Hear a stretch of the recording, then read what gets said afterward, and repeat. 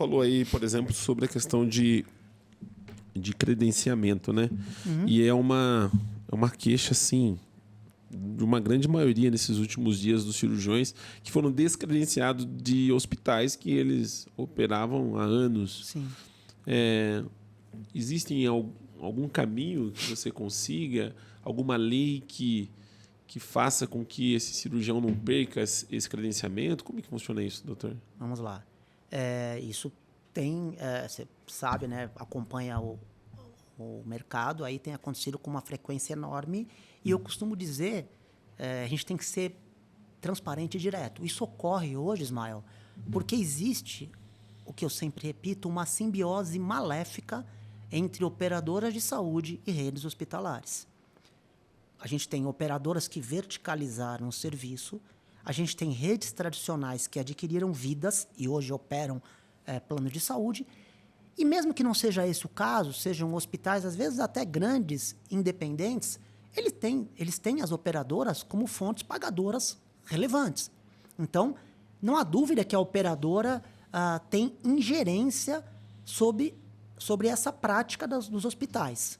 E eu entendo isso como um meio transverso de desassistir o paciente, porque ele nega credenciamento, o hospital, ele diz que não está atendendo aquela especialidade para aquela operadora, e o que acontece é que o paciente não consegue operar na prática, né? Não consegue ter atendimento para um tratamento, fazer um exame.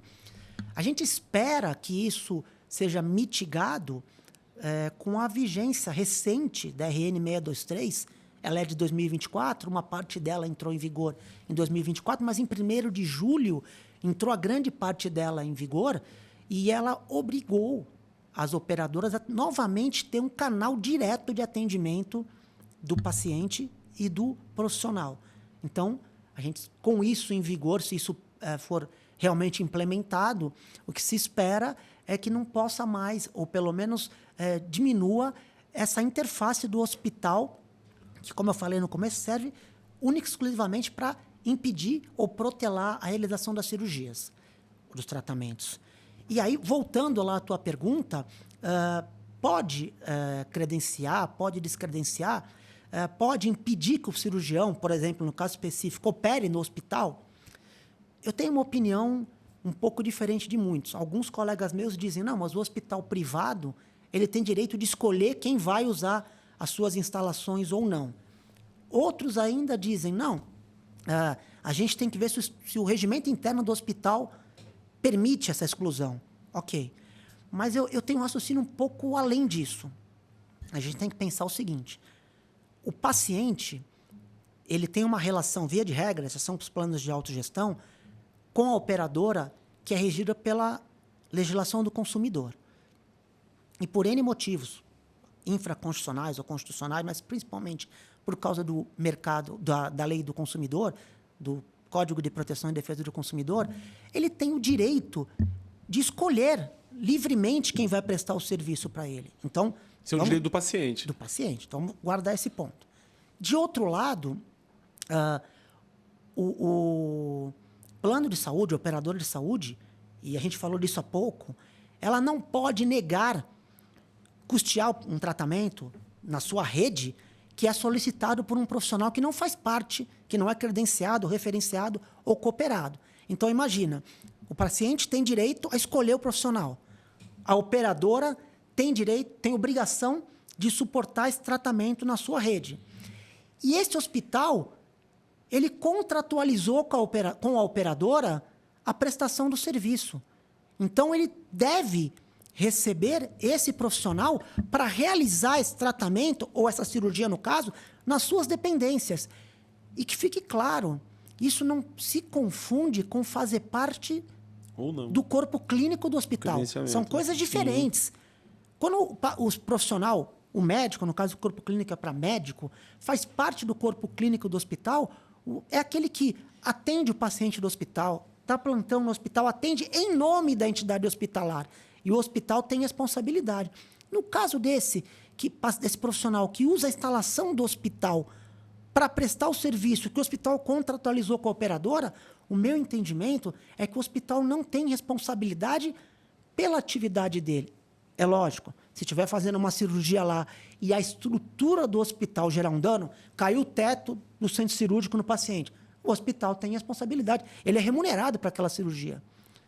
Houve um problema de infecção hospitalar e o hospital não seguiu os parâmetros, não tem as comissões necessárias, o índice de infecção hospitalar é maior do que o admissível. Ok, fora isso, não. Então, eu não vejo, esse é um entendimento meu, tá? Eu não vejo razão para a entidade hospitalar poder não credenciar ou descadastrar, não cadastrar ou descadastrar esse profissional, porque ela está, em última instância, descumprindo uma obrigação da operadora que ela contratualizou o atendimento com o seu paciente. Então, para mim, esse é o argumento mais forte nessa matéria.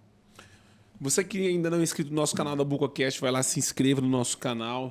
Hoje somos mais de 4 mil inscritos no YouTube e aproximadamente 15 mil seguidores aí nas nossas redes sociais. Quero fazer um agradecimento especial aqui à Traumec, que tem contribuído com a BucoCast, né? A BucoCast Academy também, que nós, né, temos colocado algumas aulas lá no nosso canal. Então, fazer um agradecimento à Traumec, colocar aqui também o QR Code da Traumec. Você que ainda não conhece a fábrica, o material, você pode fazer o contato aqui com um representante e agradecer aí aos nossos diretores da Traumec, o Paulo e o César Caritá. Nosso muito obrigado, meus amigos. Doutor Leandro, esse é um assunto que vem sendo discutido cada vez mais dentro da especialidade, que são com relação às negativas de autorizações, de cirurgias, exames.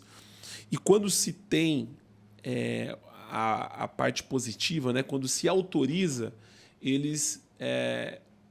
uma grande parte do material solicitado não é autorizado.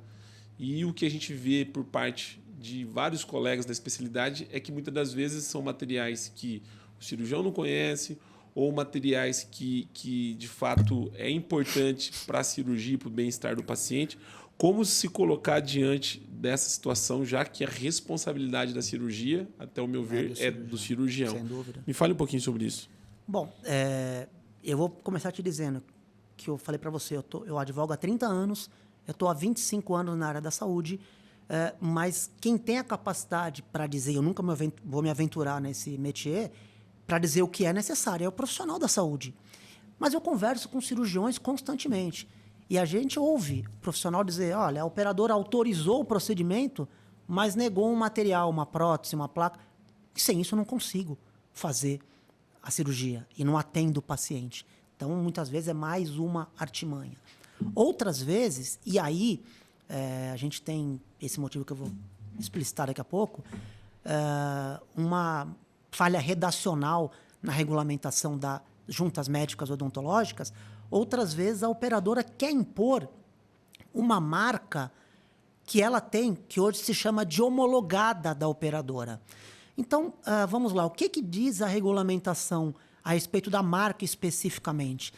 A RN 424 preceitua que a prerrogativa das características do OPME a ser utilizado é do profissional assistente. E diz que o profissional tem que indicar 3 marcas para que a operadora escolha uma dessas 3. Tá? Ocorre que há, no próprio artigo 7º da RN 424, um parágrafo que tem uma redação infeliz, eu diria, que diz mais ou menos assim, que a operadora pode instaurar a junta quando ela não concordar com as 3 marcas indicadas. E isso, Ismael, por que eu digo que é infeliz? Porque a junta médico-odontológica ela tem por finalidade dirimir, e isso está lá escrito expressamente, divergência técnico-assistencial. E marca de produto, de OPME, que a operadora quer impor outra, não tem nada de técnico-assistencial na minha ótica, tem só questão financeira. E a junta não serve para isso. Então, tem que ser interpretada a regulamentação, que a gente chama de interpretação teleológica. como um todo. E esse capítulo mal redigido, essa partezinha do artigo mal redigida, dá margem à operadora malversar, mal utilizar esse instrumento de regulação de demanda, que é a junta médico-odontológica, que é lícita, é válida, mas ela tem sido mal usada por outros motivos que nós podemos falar também.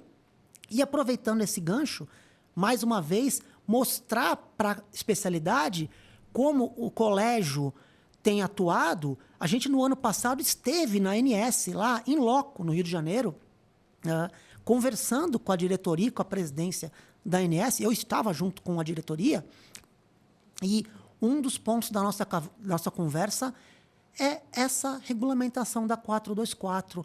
Esse é um dos motivos. Quando eu expus isso na reunião, a própria diretoria da ANS falou, realmente, isso é uma falha redacional, a gente tem que melhorar. Outro ponto que eu acho que é importante, você milita aí no entorno da cirurgia, deve saber disso, a escolha do desempatador.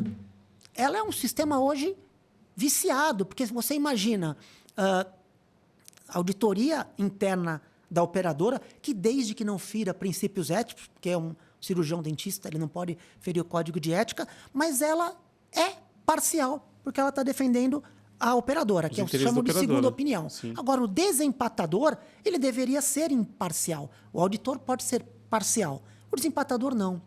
Só que, pensa bem, quem remunera e escolhe aqueles 4 que ele proporciona para o cirurgião escolher? É a operadora.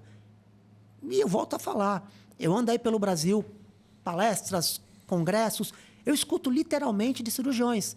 Eles falam, eu era desempatador, trabalhava nas juntas médicas. Quando eu comecei agindo dentro dos preceitos éticos, a cumprir o que eu deveria cumprir, contrariar a operadora, eu não mais fui incluído nessa lista.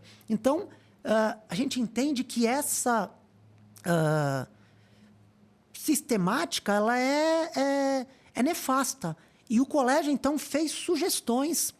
Uma delas, que eu me lembro muito bem, é que nós tivéssemos listas, ainda que regionalizadas, de profissionais que podiam atuar como desempatadores, ainda que remunerados pelas operadoras, porque não dá para transferir isso para o paciente, mas que eles tivessem uma lista sequencial obrigatória, porque esse profissional pode agir com imparcialidade, porque ele sabe que quando chegar a vez dele ser nomeado novamente, ele vai ser nomeado. Então, era uma sugestão, mais uma vez, o colégio atuando em prol da especialidade, que a ANS recebeu, e eu posso antecipar para vocês, nos deixou claro que está sendo gestada na ANS uma alteração da RN 424. Só que quando a RN 424 foi criada, lá em 2017, ela entrou em vigor, a legislação era outra. A ANS podia internamente expedir essas resoluções normativas. Hoje, com a lei das agências reguladoras, tem uma ritualística para isso. Tem que ter audiência pública, tem que ouvir determinados órgãos. E, segundo a ANS, isso está sendo feito. Mais uma vez, vou repetir, o colégio atuando para tentar polir, para tentar tornar esse sistema mais justo para o cirurgião, especialista e para o paciente também. E você falou do desempatador e que muitas das vezes esse desempatador não é bucomaxilo, às vezes, né? Tem casos assim também, não tem? Mas deveria ser, né? E às vezes não faz nem parte do estado ou da cidade esse desempatador, ele está em uma outra região, às vezes, também. Né? Muito comum. E eu não tenho nada, não vejo, muitos colegas falam, não, se ele não tiver inscrição, por exemplo, do cirurgião dentista, no CRO daquele estado, ele não pode agir. Eu tenho as minhas ressalvas contra esse entendimento. O que eu posso te dizer é, existe a junta não presencial, a RN prevê, só que ela não deve, no meu entender, ser a regra. Se é possível você fazer uma junta que o paciente é acompanhado in loco, porque a saúde não é uma commodity que você trata de qualquer jeito, né? Se ela pode ser feita com o paciente presencialmente, essa devia ser a regra. E quando você tem uma junta feita, e é o que está acontecendo, você bem disse, porque sabe, você conhece, né? A regra tem sido juntas de outros estados. A gente tem alguns profissionais por exemplo, nós estamos no estado de São Paulo. Tem profissionais de outros estados que dominam essa atuação como desempatadores. E aí você torna a junta não presencial à regra. E a gente vê aberrações, certamente em razão disso, viu, Ismael?